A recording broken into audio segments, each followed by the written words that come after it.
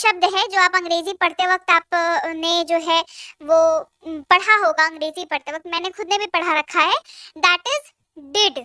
क्या वर्ड हम लोग देखते हैं? हम लोग देखते हैं वर्ड डिड। ठीक है, अब डिड के साथ समस्या क्या आती है ना कि डिड का यूजेज जो है वो काफी ज्यादा है। ठीक, अब यूजेज में सबसे पहले तो ये हेल्पिंग वर्ब के तौर पर यूज हो जाता है। ठीक है, किसके तौर पर यूज हो जाता है? ये यूज हो जाता है हेल्पिंग वर्ब के तौर पर। ओके, इसके अलावा भी यूज होता है जब मैं आपको बता रही हूँ कि पहला यूज क्या बता रही हूँ? हेल्पिंग वर्ब बता रही हूँ। ठीक है, पहला यूज क्या बता रही हूँ? पहला यूज मैं आपको बता रही हूँ हेल्पिंग वर्ब का पहला यूज बता रही हूँ। ठीक, इसका मतलब जाहिर सा बात है दूसरा यूज भी होगा, तीसरा यूज भी होगा, है ना? तो सबसे पहले चलिए पहले यूज को ही जानते हैं जो कि हमारा है हेल्पिंग वर्ब के तौर पर यूज होता हुआ, है ना? जब आप वाक्य में इस्तेमाल कर रहे हो क्या, या, क्या, ये, क्या, ये, अगर आप वाक्य में यूज कर रहे हो तो आप समझ लीजिए उस वाक्य में डिड का इस्तेमाल होना है अंग्रेजी ट्रांसलेट करते वक्त। और दूसरी बात ये कि वहां पर डिड का यूज होना है अंग्रेजी ट्रांसलेट करते वक्त, और उसके साथ क्या होगा कि आपको जो है या ये ही दिखेगा। ठीक है, और वहां पर डिड का इस्तेमाल कैसे हो रहा है? हेल्पिंग वर्ब के तौर पर हो रहा है। किसके तौर पर हो रहा है? हेल्पिंग वर्ब के तौर पर इस्तेमाल हो रहा है वहां पर डिड का। ठीक है, अच्छा, ये इस्तेमाल तो हमने समझ लिया। अब समझना है कि डिड का इस्तेमाल किसके साथ कर सकते हैं। तो डिड का इस्तेमाल I, you, we, they, he, she, it और किसी भी नाम के साथ आप आराम से डिड का यूज कर सकते हैं। अब क्वेश्चन यहाँ पर आता है कि मैम ये वाले ब्लैंक में क्यों, क्या होगा? क्वेश्चन मार्क है ना कि यहाँ पर क्या होगा? तो ये उन चीजों के लिए है जो बाकी, उन शब्दों के लिए है जो बाकी और वाक्य में शब्द है। बाकी वाक्य में और शब्द है कि नहीं है, है ना? तो उनके लिए है। चलिए इस्तेमाल देखते हैं इसका। क्या मैंने खाया, क्या मैंने खाया, तो क्या आपको यहाँ पर या दिख रहा है? क्या या दिख रहा है यहाँ पर आपको, है ना? क्या दिख गया और या दिख गया, समझ आ गया कि डिड का यूज होगा तो डिड यूज कर लिया, और ये भी समझ आ गया कि हेल्पिंग वर्ब के तौर पर यूज होगा। तो क्या मैंने खाया, did I eat, did I ईट, क्या मैंने खाया, डिड आई ईट का यूज होगा। नेक्स्ट, क्या हमने काम किया, क्या ढूंढना है? हमें ढूंढना है क्या, दिख गया, या ये बताया था, दे राइट, तो या दिख गया, तो क्या हो गया? क्या हमने काम किया, समझ आ गया कि डिड का यूज होगा तो डिड का यूज यहाँ पर कर लिया। डिड वी वर्क, क्या हमने काम किया, डिड वी वर्क। नेक्स्ट, क्या उसने पढ़ाई किया, क्या ढूंढना है? क्या, या, समझ आ गया, डिड यूज होगा, कर लिया डिड को यूज। क्या उसने पढ़ाई किया, डिड शी स्टडी, पढ़ाई करना, स्टडी क्या होता है? Study, right? तो क्या उसने पढ़ाई किया, डिड शी स्टडी। बढ़ते हैं आगे। अब एक यूज तो बता दिया डिड का, अब बारी है दूसरे यूज की, और वो यूज होने वाला है मेन वर्ब के तौर पर। इसके पहले वाला क्या बताया?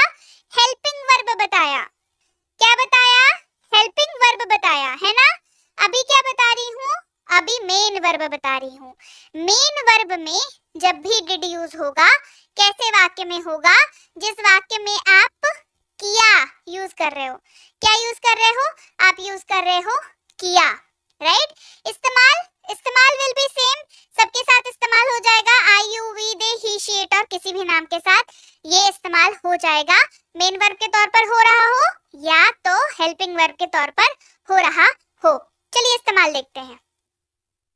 ये हमने किया, ये हमने किया, देखिए we did this, ये हमने किया, we did this। नेक्स्ट, किसने किया, किसने किया, किसने किया, डिड का इस्तेमाल। who did, who was, इसका मतलब होता है था या थी। वाक्य के अंत में अगर आप था या थी इस्तेमाल कर रहे हो तो समझ लीजिए कि आपको उसकी इंग्लिश कन्वर्ट करते वक्त इस्तेमाल करना होगा was का।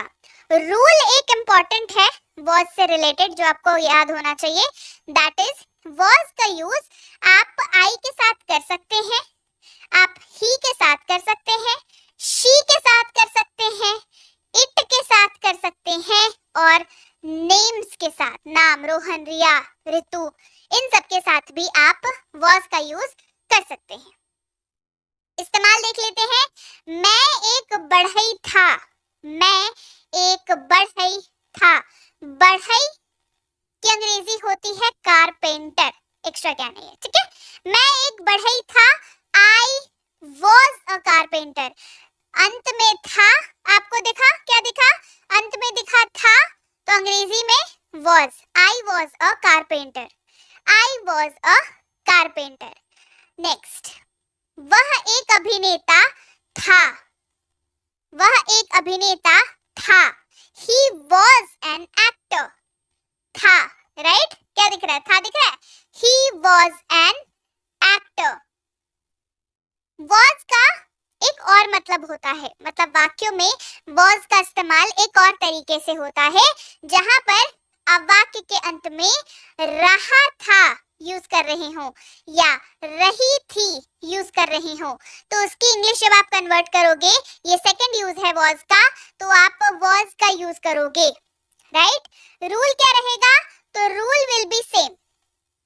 रूल क्या था कि was का इस्तेमाल I, he, she, it और किसी भी नाम के साथ होता है, तो ये सेम वैसे ही काम करेगा और यहाँ पर भी ये I, he, she, it और किसी भी नाम के साथ यूज होगा।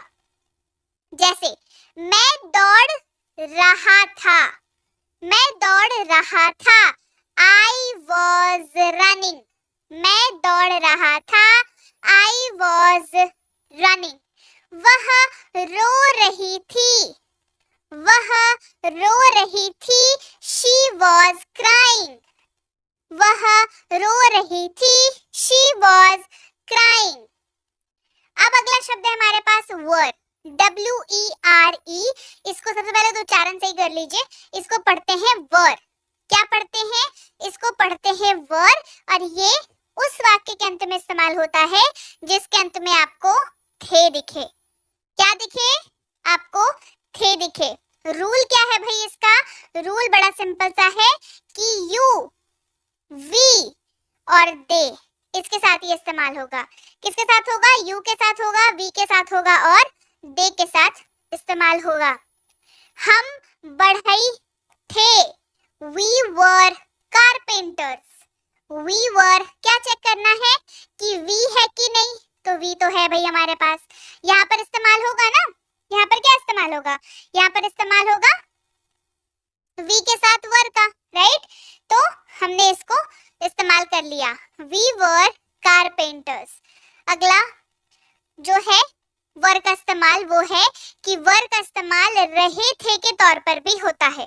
किसके तौर पर होता है, रहे थे के तौर पर भी होता है। रूल बदलेगा क्या, नहीं, rule will be same. You, we, they के साथ इस्तेमाल होगा वर। कैसे इस्तेमाल होगा, चलिए देख लेते हैं। हम खेल रहे थे, we were playing। हम खेल रहे थे, we were playing। अगला शब्द है हमारे पास had, HAD पढ़ते हैं इसको had, राइट। कैसे इस्तेमाल करते हैं देख लीजिए। had का मतलब होता है, had का सबसे पहले बता दूं दो यूज होता है, ठीक है। तो ये पहले यूज की हम बात कर रहे हैं, पहले यूज की बात कर रहे हैं। had का मतलब जो है रखना या पास होना। अगर पास्ट में बोल रहे हैं, है ना, पास्ट में रखना या पास होना के तौर पर had का यूज होता है। रखना या पास होना पास्ट में, ठीक है, यूज कर रहे हैं इसका हम लोग। अच्छा, रूल समझ लेंगे had का।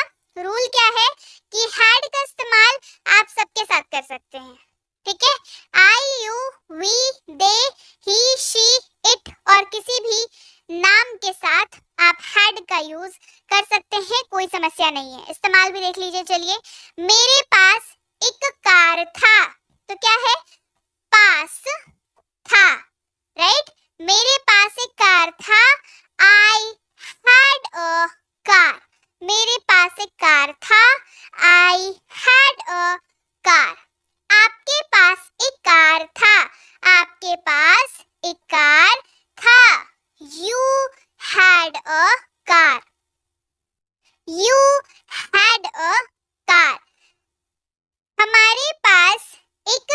कार था, हमारे पास एक कार था।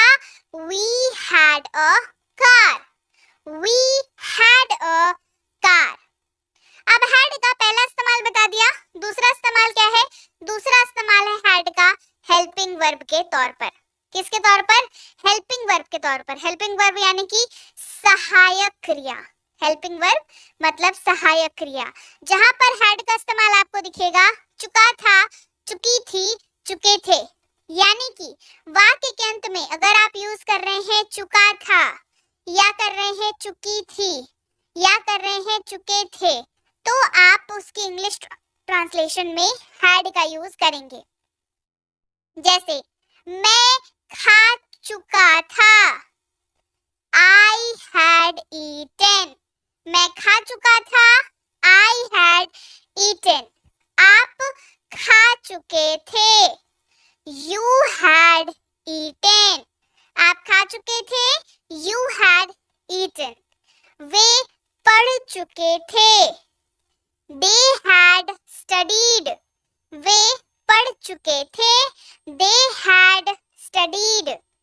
हम लोग खा चुके थे, हम लोग खा चुके थे, We had eaten. We had eaten. अब बात करते हैं had been की। देखिए had तो मैंने आपको पढ़ा दिया, ठीक है। had क्या किया मैंने आपको पढ़ा दिया, ठीक है। पर had के साथ जब been लग जाता है तो इसका भी बहुत ज्यादा इस्तेमाल होता है जब आप वाक्यों के ट्रांसलेशन की बात करें। तो चलिए had been का यूज देखते हैं। had been आप उस वाक्य में इस्तेमाल करते हैं जिसके अंत में ता आ रहा था, ती आ रही थी, या ते आ रहे थे इस्तेमाल हो रहा हो, तो आप उस वाक्य के ट्रांसलेशन में had been का यूज करेंगे हिंदी से इंग्लिश कन्वर्ट करते वक्त, ठीक है।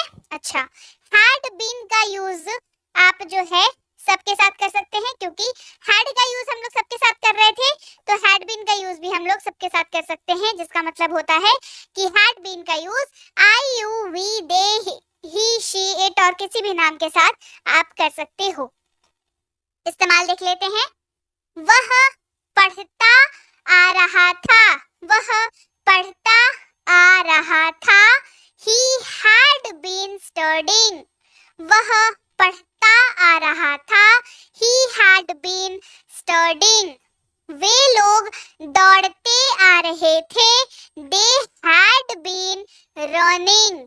They had been running. वे लोग दौड़ते आ रहे थे, राइट।